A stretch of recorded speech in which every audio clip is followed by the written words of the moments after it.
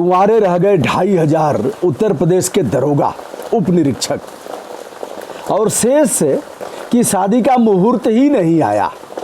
जैसा मैंने कहा था दोस्तों, वैसा ही हुआ। यह नाकामी उत्तर प्रदेश सरकार की है, जिसकी वजह से सरकार की छीछालेदर तो हो ही रही है। ऐसे अभ्यर्थी जिन्होंने समूची पात्रता को धारण किया है, उनकी दुर्गत भी हो रही है। काश अगर यह बात मान जाते, काश नियमों की अवहेलना नहीं करते, तो इस प्रकार की दर्जनों नियुक्तियां फंसी नहीं रहती।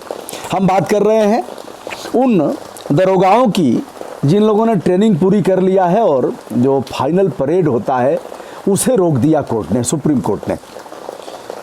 योगी सरकार गई थी सुप्रीम कोर्ट में और कहा कि कोरोना वायरस की वजह से प्रदेश में वर्दी की बड़ी आवश्यकता है, उसमें भी उप निरीक्षक के पद काफ़ी खाली हैं। अगर यह दरोगा हमें मिल जाएंगे तो हम इनकी नियुक्ति करेंगे और प्रदेश की कानून व्यवस्था सुधरेगी। कोर्ट ने कहा नहीं, हम आपकी बात नहीं मानेंगे, आप परेड रोको। इन्होंने कहा हम अस्थायी नियुक्ति कर देते हैं, हुजूर जब कहेंगे उनको वापस कर दिया जाएगा। कोर्ट ने कहा नहीं, आपने माना ही नहीं बात, आपने नियमों का ध्यान ही नहीं दिया।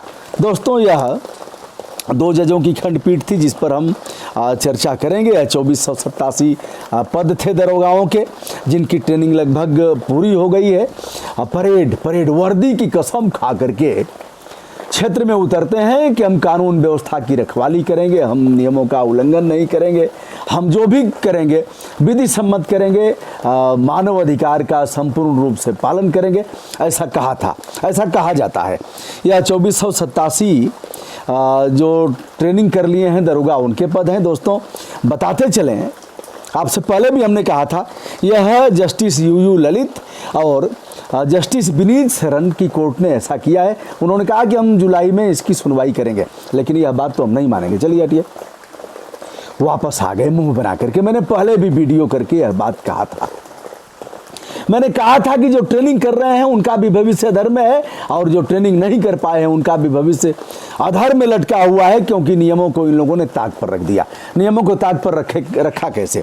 अब इसके बारे में हमने पहले भी बताया था, एक बार फिर से हम रिपीट कर देते हैं। दरोगा भर्ती 2016, वैसे तो 2015 में भर्ती निकली थी, बाद में निरस्त कर दी गई, 2016 में आई। कुल पद थे 3307, 3307। इसमें 3 तरह के दरोगाओं की नियुक्ति होनी थी। एक पीएससी के प्लाटून कमांडर थे, सबसे अधिक संख्या एसआई लोगों की थी उत्तर प्रदेश पुलिस में, उसके बाद कुछ फायर ब्रिगेड के थे। ये 3 प्रकार के थे। पहली बार परीक्षा 10 दिन की आयोजित कराई गई। जिस कंपनी को इसका ठेका दे दिया गया था वह पहले से ही ब्लैक लिस्टेड थी। ब्लैक लिस्टेड कंपनी ने इसका आयोजन कराया और परीक्षा में हुआ क्या कि हम यहाँ कंप्यूटर पर बैठे हुए हैं, बस माउस घुमा रहे हैं, हमारी परीक्षा कोई और दे रहा है। वह 200-400, 500, 1000 किलोमीटर, 2000 किलोमीटर की दूरी पर होगा। सर्वर हैक कर लिया गया कंपनी का और परीक्षा कहीं और हो रही है। साहब, यह मामला उठा तो बीच में ही परीक्षा रोक दी गई। रोकने के बाद एसटीएफ ने कुछ लोगों को गिरफ्तार किया, कुछ लोग जेल गए, यह सब चल ही रहा था। तब तक उसी ब्लैक लिस्टेड कंपनी को फिर से परीक्षा कराने की जिम्मेदारी दे दी गई। अब वह ब्लैक लिस्टेड कंपनी NSEIT वह फिर से परीक्षा करा रही है। नंबर 1, कितनी बड़ी धांधली है। ब्लैक लिस्टेड को आपने परीक्षा कराने के लिए अधिकृत किया, जब उसने परीक्षा कराने में असफलता हाथ लगी उसके, ऐसे सर्वर हैक कर लिया गया। परिस्थितियाँ कौन सी थी हुजूर कि उसी को परीक्षा फिर आयोजित कराने का कहाँ खेल हुआ था। हुजूर किसी की बात मानते नहीं, हुजूर ने जो कह दिया वही सत्य है और हुजूर को भी घेर लिया है लोगों ने। दोस्तों, दूसरी बार परीक्षा आयोजित की जाती है और उत्तर कुंजी देश में शायद पहली कोई परीक्षा होगी जिसकी उत्तर कुंजी 4 बार प्रकाशित होती है। 4 बार, और काफ़ी अंतराल के बाद प्रकाशित होती है। परीक्षा में क्या होता है, हर प्रश्न पत्र में 2 से 8-10 की संख्या में ऐसे प्रश्न शामिल किए जाते हैं जो या तो गलत थे अथवा उन्हें शामिल नहीं करना चाहिए। तो उसमें भी भारी चूक हुई। चूक करते करते करते करते मामला गया उच्च न्यायालय में। उच्च न्यायालय ने भर्ती को निरस्त किया। मामला गया सर्वोच्च न्यायालय में। उसके अगेंस्ट उत्तर प्रदेश जाती है सरकार जाती है सर्वोच्च न्यायालय में। सर्वोच्च न्यायालय ने याचिका स्वीकार कर ली। तब तक यहाँ 2487 बच्चे नियमों को ताक पर रख करके ट्रेनिंग के लिए भेज दिए जाते हैं। अगर कोर्ट के आदेश पर उसके आलोक में नियमों का संज्ञान धारण करते हुए ट्रेनिंग में भेजते और बच्चों को भेजते तो कोई बात नहीं, लेकिन इन बच्चों को भेज दिया गया। एक चीज़ और रखा गया, जो 50% अंक पाएंगे उन्हीं को सुयोग्य माना जाएगा, यानी फिजिकल और अन्य जो परीक्षाएं हैं उसमें वो शामिल किए जाएंगे। अब आप महसूस करिए, जब 2 से 10 अंक तक यही गड़बड़ कर दिए गए तो 50 अंक पाएंगे कैसे। तो दोस्तों ये सब तमाम खामियां थी। उसके बाद मामला उच्च न्यायालय ने इसको रोका, सर्वोच्च न्यायालय में उसके अगेंस्ट गई सरकार। अब सरकार कह रही है कि साहब सर्वोच्च न्यायालय से कि हमें भर्ती करने की अनुमति प्रदान किया जाए, नियुक्ति करने की। कोर्ट ने उसे रोक दिया, सुनवाई होगी। दोस्तों ऐसा करते क्यों हैं, क्यों भर्तियां इतनी लटकी हुई हैं? भांग खा करके अधिकारी भर्ती का आयोजन करते हैं, कहाँ दिमाग रहता है? हमारे न्यायिक सेवा के अधिकारी रहे हैं आदरणीय CB पांडे जी, ऐसे कहते हैं 1.5 फुट नाप करके, मतलब मेज पर हमने पेपर रखा है और वहाँ से नापेंगे तो 1.5 फीट आएगा, तो 1.5 फीट देखेंगे इसका क्या असर होगा या नहीं देखेंगे।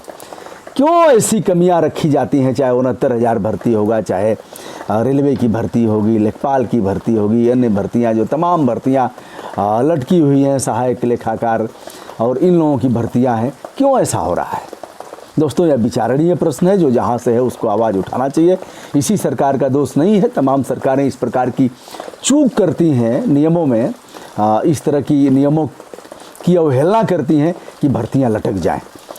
दोस्तों किरकिरी हुई है, किरकिरी का कोई असर नहीं है। खराब भाषा बोल रहा हूँ। देहात में लोग कहते हैं 100 जूता खाए तमाशा घुस के देखे, ऐसा है। तो यह थोड़ा सा अटपटा लग सकता है, लोग से व्यवहार के विरुद्ध लग सकता है, लेकिन है तो ऐसे ही दुखद, हास्यास्पद, अमावस और लोकतंत्र की सेहत के लिए अशुभ, तथा हमारे जो नौनिहाल हैं, पढ़े लिखे हैं, उनके जीवन के लिए, बहुमूल्य जीवन के लिए यह अत्यंत घातक है। निंदा करता हूँ, भर्त्सना करता हूँ। इस प्रकार की कमियां आगे की भर्तियों में नहीं होंगी। जो भर्तियां लटकी हुई हैं उन्हें फिर से जो कमियां रह गई हैं उसे सुधार करते हुए बच्चों को नियुक्ति प्रदान कराया जाए। मैं हूँ ब्रजभूषण दुबे, यूट्यूब चैनल ब्रजभूषण मार्कंडेय से। मौसम की प्रतिकूलता है, घर में बैठा हुआ हूँ, सुबह से बूंदाबांदी हो रही है। मौसम प्रतिकूल ही नहीं, अनुकूल भी है, मज़ा भी आ रहा है। रात को पूरी रात जगना हुआ है, एक बाटी चोखा के निमंत्रण में पूरी रात सत्यानाश हो गई। चलिए, बड़ा प्रेम से उन्होंने खिलाया, उनके प्रेम को ठुकराया नहीं जा सकता, लेकिन जो पूरी रात बर्बाद हुई है उसका वो अगला दिन भी प्रभावित रहता है। विनम्रता के साथ सादर नमस्कार।